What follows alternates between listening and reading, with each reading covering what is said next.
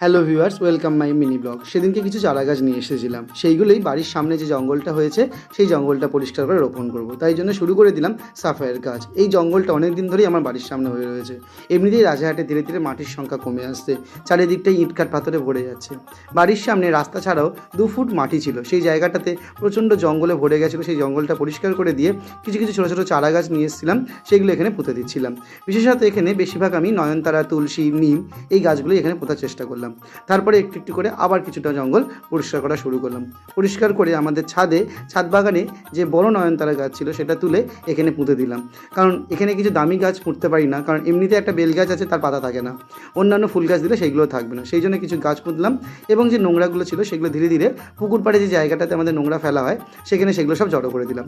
তারপরে ঝাঁট দিয়ে বাড়ির সামনের রাস্তাটা খুব সুন্দর করে পরিষ্কার করলাম। চলো ফাইনাল লুকটা কেমন হলো একটু দেখে নিই। খুব সুন্দর লাগছে, তোমাদের কেমন লাগছে অবশ্যই জানিও। Thank you.